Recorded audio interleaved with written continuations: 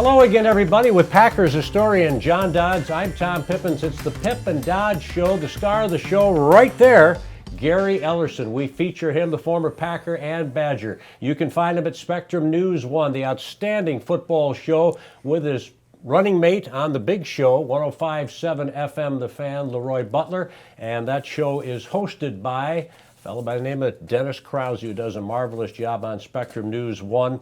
And again, 105.7 FM The Fan is the place to tune in the afternoon.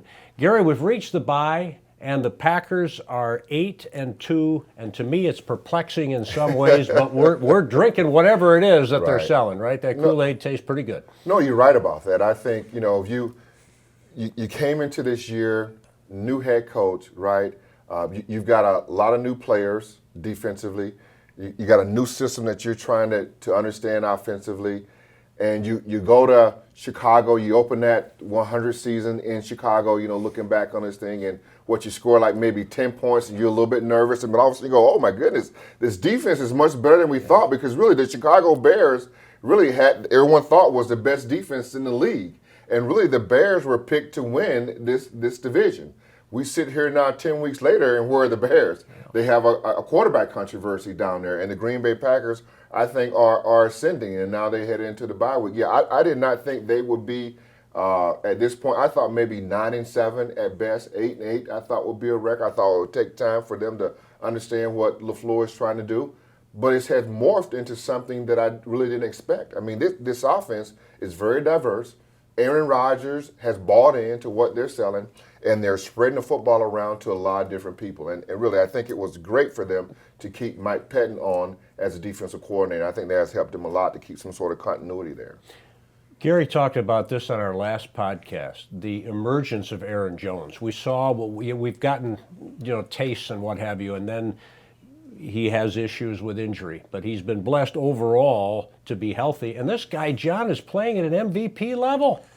Yeah, he's outstanding. He's small. He's hard to find. He does the most impressive touchdown runs he's had this year. Seems like he's got 5 or 6 of them from the 5-yard line, where they do some type of inside zone read, and the defense can't find him. With the offensive line up or whatever, he kind of slithers right through, and he's quick. He has unbelievable vision. Rodgers said he's the best player in terms of vision he's ever played with, and that includes Marshawn Lynch in college when he was at Cal. So he's been great. And I actually, the funny thing is, during this podcast year, I actually had the Packers 8-2 at the bye. And the big if was. If that's the case, you can blow your horn, my friend, any kind of way you want. You got that right anywhere, because I want to see it. That's impressive. Here's the big if. If Rodgers, Bulaga, Bakhtiari, King, and Jones, if they stay healthy, and they have, the reason why, it's not a Nostradamus prediction, that team was 6-0 in 2015, and then they had the Nelson knee injury, then they had Adams got hurt, all their wide receivers got hurt, and by the playoffs, Randall Cobb was getting his lung punctured by the NFL film sound equipment that they put in there. I mean, what kind of year? So that was the year where they started off great, but then they faltered because of injury. The next year, they started off 3-1, but then Cook, the tight end, got hurt. All the DBs, Randall and Rollins, got hurt. Had a whole bunch, Lacey, all the running backs got hurt. But by the end of the year, they got Montgomery in the backfield, and they won 8-0. They did an 8-0 run. So when I'm looking at the team, the next year, 2017, they're 4-1 coming out of Dallas. They go up to Minnesota, and A-Rod breaks his collarbone, and that was over. That season's over. So when I'm looking at the team, if they're healthy, I think they're good. The NFL, the 96 Packers would be 18-19-0 and win the Super Bowl this year, because the NFL is so much less than it was back then, because they've added the Cleveland Browns and the Houston Texans. That's 150 players off the street now. So it's all come down to, in the cap era, if your key guys get hurt, you have no chance of replacing them. So if your top guys are healthy, I saw 8-2, but I saw the losses at Kansas City and at Los Angeles. You know, every team, to your point, has a flaw of some kind in this salary cap era. Gary, love listening to you on the radio, 105.7 FM, The Fan in the afternoons. And the other day you were making a point. You know who Seattle is, you know who the Niners is, but the Packers, it's hard to get a gauge on who they are. No, you're right, because once their defense give up so many yards. I mean, if you look at Seattle, if you look at San Francisco, you know that defense flies around, they get after you, they hit hard. I mean, they don't give up a lot of chunk plays. The Green Bay Packers defense are leading the league in explosion plays. So that's plays 25 yards or longer. Yeah. I mean, you can get a lot of explosion plays on these guys, but yet they're still winning. Yet this defense is able to shut you down. You look over to the offense, you go, okay, well, who is it going to be today? Is it going to be Adams? Is it going to be Jones? Is it going to be Williams? Maybe you slide MVS, he gets down the middle, he gets loose, there's a big pass there. So you don't really understand that. And if you look at the offensive line, you talked a little bit about David Bakhtiari and Bulaga. They've been great, but really, to me, the surprise is Jenkins, left guard. This guy's playing out of his mind. Yep. We don't even talk about who would have thought this team could be 8-2 starting left guard. We really didn't see that. And we thought maybe coming into this year they didn't have a lot of depth upon their offensive line. Well, let's knock on wood. This is not wood, but hope that it will be one day. But they don't have depth on their it'll offensive say line. Gary Ellerson Right. itched in it. Right. And John, you're right. I mean, you talk about staying healthy, and they have been. They've been able to stay healthy, avoid that. One thing I think may have contributed to that is that I was up at practice this summer, and you get the little card, and they tell you kind of how long these things are going to go for. And all of a sudden, 1 minute, 2 minutes, here, he's cutting practices short doing training camp.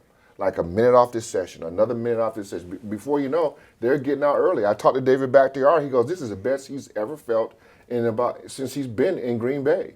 And so I think it's really because of LaFleur had a plan on, if we get our work done, we don't need to be out here all day doing this stuff. And I think he was satisfied with what they were doing in training camp and got in what they need to get in, and he just didn't run these guys into the ground. Not that I'm saying McCarthy didn't do it, because McCarthy had a great game plan as well. But they also switched up the Saturday practice. I know McCarthy used to have these guys come in and practice on Saturday, I believe, and had Friday off. And now they don't do that under LaFleur, so it saves your legs a little bit more. He is Gary Ellerson, Spectrum News 1, 105.7 FM, The Fan. He's John Dodds, the Packers historian. We're at WSS Sports, our great partners, WisconsinSportsStream.com, and we're brought to you by Professional Construction, Inc. in their 15th year. PCI, Mike and Michelle Grau, great work and great work in the community will continue to unfold, if you will. We'll develop that theme as these podcasts move on. Let me stay with you, the former player, because you've been there and done that. I understand it takes talent to win in the NFL. Yeah. I understand it's not easy to win any game. The culture, though, how much of an impact can that make? That culture there that he has seemingly changed, and the chemistry that appears to be among the players, is that a factor? If so, how much of a factor has it contributed toward 8 wins in 10 tries? Well, it's big. I mean, we made light of when Matt LaFleur got hired and he came into 1265 Lombardi, put a fresh coat of paint on it, brighten it up a little bit. I was talking to David Bakhtiari, some of the pictures were taken down of the old 60s Packers. But they're still there. Bakhtiari said, when I came in to work, he goes, I felt like I was in it was roped off, and like I couldn't touch some of the pictures that was on the wall. He kind of stayed away from the wall because you felt like maybe there were ghosts inside of the practice facility. And LaFleur took those pictures down and replaced them with the guys that are playing right now. They're making their own history? They're making their own history. So he says, no, we still understand the history of the Green Bay Packers. Right. Those pictures are still there. They're still around the building, but in prominent spots, there's a lot of pictures of the guys that are in the building right now to let us understand, yes, we have a storied history. We understand what that G is all about, but we need to, as a team, make our own history. And I think those guys have kind of bought into that. John, does this team, the historian that you are, remind you of any team that you have covered in recent years? It's a healthy team, so 2014 is the team that went all the way to the championship game and had about 5 different things happen at once that prevented them from beating Seattle in that game.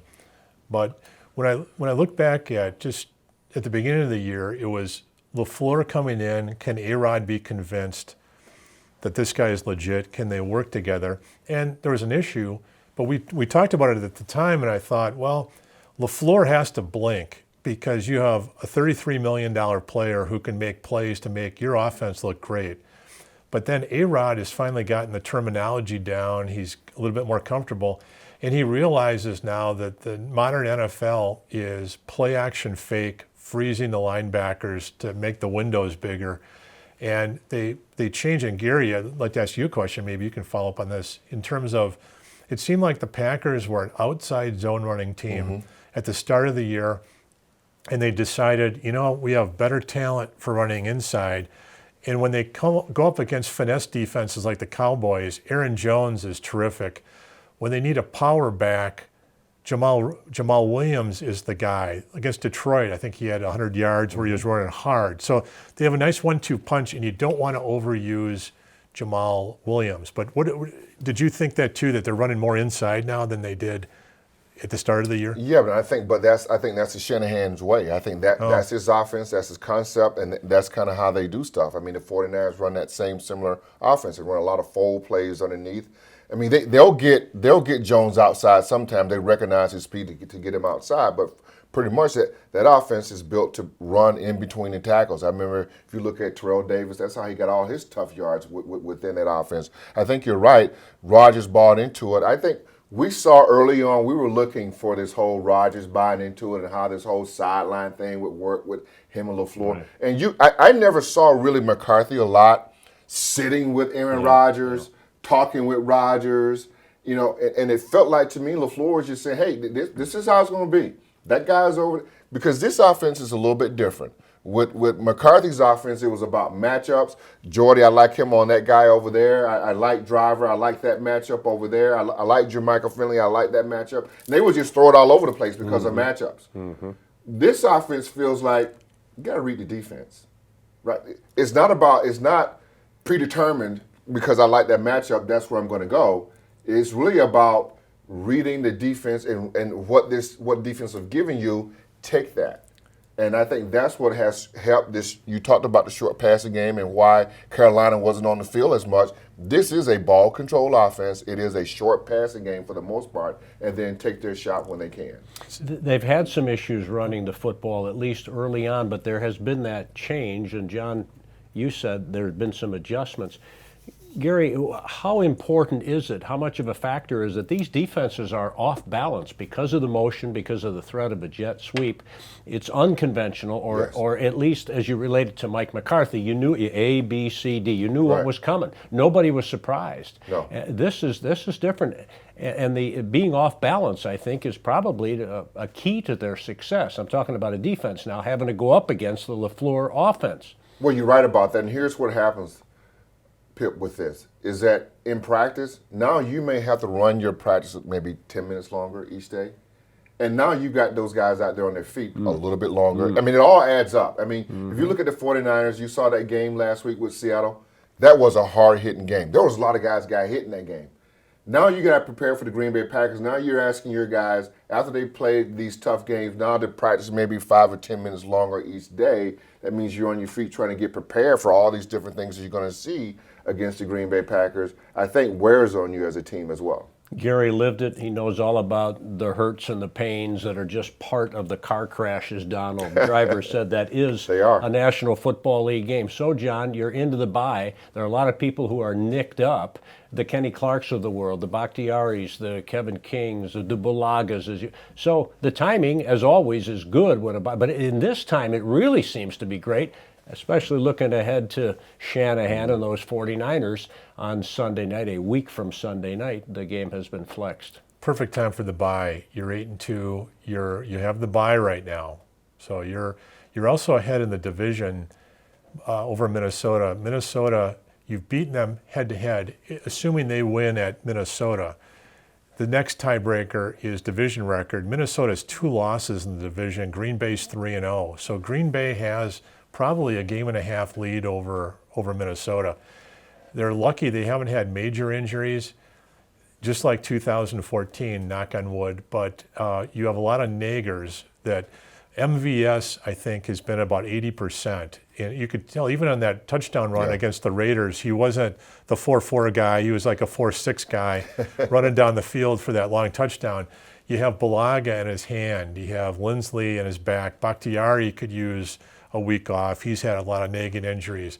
On defense, Kenny Clark hasn't made the name plays. He's getting doubled more, but he's had a lot of leg injuries, a lot of little naggers that have hurt him. Blake Martinez, who you mentioned in the first segment, he's got the hand. Get that, hopefully he can get that tuned up. Kevin King has leg and groin injuries all the time. Kevin King, he's not Ronnie Lott, and he may not be an all-pro, but he's the key for me because if he plays, then you can put Jair Alexander anywhere you want, and he can guard slot, he can guard outside. And I also noticed that Savage hasn't been the same since he's returned. So maybe give him I agree with that. maybe 10 days off or so, see if he can get back to where he was at the beginning of the year. Gary Ellerson has 4-4 speed getting out of here to get to his nenext responsibility. 105.7 FM, The Fan, from 2 to 6. He's the catalyst of that show. He's also with Leroy Butler and Dennis Krause doing a marvelous job of the football show, Spectrum News 1. Gary, a final thought. What has to happen for this Packers team, now that they have us all excited, to get to the playoffs, sure, but also to make a deep run? What changes have to happen between now and crunch time, starting with the 49ers game? Well, I mean, John's right. I mean, they got to be healthy. I mean, they can't afford to really lose anybody, and you know they've been able to do that. These guys have been able to stay relatively healthy. You're not going to be 100%, but you got to be at least you want to be about 80%. So if they can stay healthy, it'll be great. You're having a bye week right now. If they can somehow stay, because right now if the playoffs were to start today, the Packers would get a bye. So you think about it, they get a bye week right now. They can stay where they are right now at second place behind the 49ers. They get a bye week, so they get another game off, you know, after the regular season ends. So I think that can help them out greatly. So they just gotta keep winning and stay healthy. As you said last week, you do not want to play that wild card game against Seattle. It would be Seattle, Minnesota, San Francisco, or a Philadelphia, Dallas type. You don't want to do that even if you have a home game. Also, Minnesota could still win that division. Sure. So you could be in the wild card on the road in that. Get the bye. That would be a Right. mess. Get the bye. Yeah, Yep. absolutely. He is John Dodds, the Packers historian. The Pip and Dodds podcast features Gary Ellerson, the former Packer and Badger and the star of the show. We're grateful to Professional Construction, Inc., PCI, for 15 years. They've been doing a marvelous job, and they are huge in the community. So we look forward to telling you much more about Michelle and Mike Grau, their company, and their family. It's a fabulous attitude. Thank you, our teammates, WSS Sports, WisconsinSportsStream.com. See you next time, everybody, and go Pack.